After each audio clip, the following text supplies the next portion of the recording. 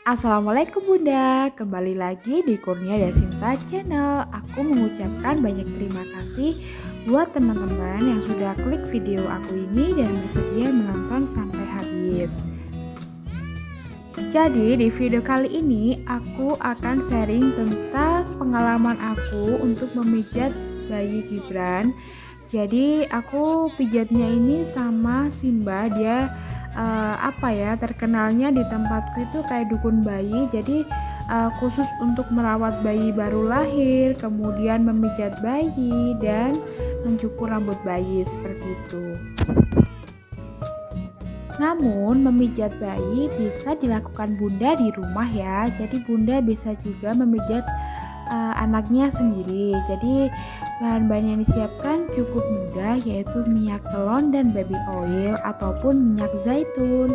Akan tetapi bagi Bunda yang tidak memiliki waktu untuk melakukan pemijatan bayi, sekarang ini tuh banyak sekali ya kita temukan meses bayi. Jadi bisa untuk pemijatan bayi, kemudian baby spa dan sebagainya. Jadi Bunda bisa menggunakan jasa tersebut. Pijat bayi atau baby meses tidak hanya dilakukan sebagai perawatan bayi baru lahir loh Bun, tetapi juga bermanfaat untuk membuat bayi lebih rileks. Selain itu, pijat bayi juga bisa menjadi cara bonding mendekatkan diri antara kita dengan bayi. Nah, pasti Bunda akan selalu bertanya, apa sih sebenarnya manfaat dari pijat bayi itu? Dan kenapa sih kalau bisa pijat bayi ini dilakukan secara rutin setiap bulannya? Nah, simak ya penjelasannya apa saja manfaat dari pijat bayi. Manfaat yang pertama dari pijat bayi adalah membuat bayi lebih rileks. Karena pijat bayi ini dapat melancarkan peredaran darah serta meningkatkan kadar hormon oksitosin. Hal ini membuat lebih rileks dan lebih senang. Ada nggak sih Bunda yang punya anak itu sulit banget dia tidurnya? Nah, pijat bayi ini bisa menjadi alternatif untuk membuat bayi tidur lebih pulas. Pijatan membuat tubuh si kecil menjadi lebih rileks yang akan berpengaruh pada jam tidur bayi. Umumnya setelah dipijat ia menjadi lebih mudah terlelap. Selain itu, pijat bayi ini misalkan anak kita itu lagi sulit makan. Nah, bisa juga nih coba pijat bayi. Jadi dengan pijat bayi ini akan membuat bayi itu lebih rileks, kemudian peredaran darahnya itu lebih lancar dan badan-badannya misalnya pegal karena anak usia aktif-aktifnya ini pasti banyak banget kan gerakannya. Jadi kemungkinan ada anggota tubuh yang badannya itu tidak enak. Nah, dengan pijat ini akan membuat si anak ini lebih tenang dan rileks sehingga meningkatkan nafsu makannya. Next, ingin tahu kan bagaimana sih tahapan untuk melakukan pijat bayi di rumah? Jadi caranya cukup simpel banget. Jadi yang pertama itu pastikan si anak ini tidak dalam keadaan mengantuk, kemudian tidak dalam keadaan lapar atau haus. Jadi pastikan dulu kebutuhannya semua tercukupi, kemudian dia sudah mandi. Nah, kemudian siapkan baby oil dan minyak telon. Dan bisa juga menggunakan minyak-minyak lain yang aman untuk anak. Biasanya kan anak ada alergi tuh dengan beberapa produk untuk bayi. Nah, di sini caranya kalau misalnya menggunakan baby oil ini jangan langsung diberikan kepada kulit bayi. Jadi yang pertama kita tuang dulu ke dalam tangan kita, kemudian kita usap-usap. Tujuannya sih baby oil ini agar lebih hangat, kemudian baru dioleskan ke tubuh si anak. Kemudian kita dapat melakukan urutan atau pijatan secara perlahan. Jadi bisa bervariasi ya, mulai dari lengan, kemudian punggung, kaki, dan daerah leher. Sebetulnya dalam video ini saat Gibran lagi pijat sama Simbah dukun bayi ini, dia tuh lagi nangis ya. Karena apa? Karena dia tuh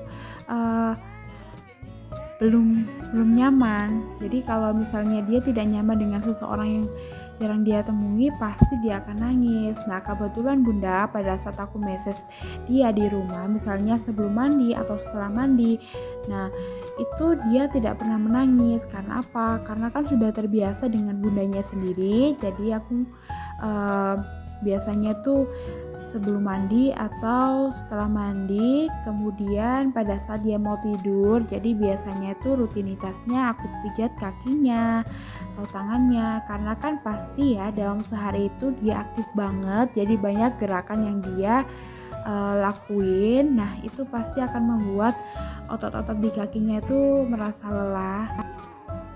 Oh iya Bun, jadi kalau misalnya ada bunda yang tanya ke aku tentang gimana sih Bun kalau MPASI terus makan nasi, makan sayur, ya sembelit. Nah padahal porsi kemudian takarannya itu udah sesuai dengan WHO atau sesuai dengan petunjuk penggunaan MPASI itu. Nah aku pernah sharing cara pemijatan bayi untuk bayi sembelit. Jadi nanti akan aku sertakan link videonya di bawah deskripsi atau di pojok ya. Jadi itu adalah cara aku pada saat Gibran awal MPASI itu pasti banget dia mengalami sembelit, dan akhirnya aku coba-coba untuk pijat sendiri. Pijatnya itu sangat mudah dan simpel banget, Bunda pasti bisa praktekin di rumah. Nah cara ini ampuh banget Bun untuk mengatasi bayi sembelit pada saat MPASI.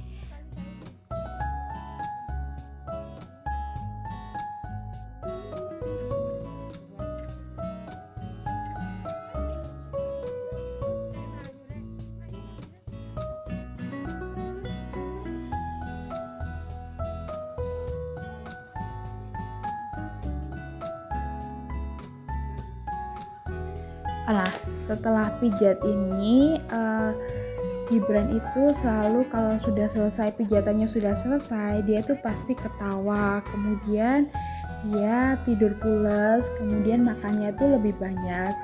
Jadi nafsu makannya tuh semakin meningkat gitu ya Bunda.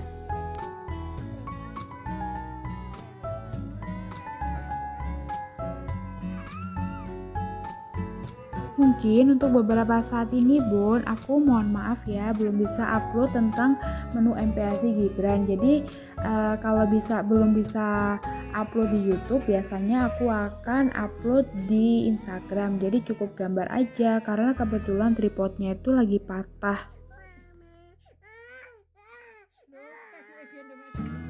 Nah, buat Bunda atau teman-teman yang merasa channelku ini bermanfaat, boleh dong dibantu untuk subscribe, like, dan komentar ya. Semoga apa yang aku sharing di dalam konten YouTubeku ini bisa memberikan manfaat. Kemudian kita bisa dapat sharing tentang pengalaman menghadapi bayi, yaitu tentang makan, kemudian tumbuh kembang, dan sebagainya.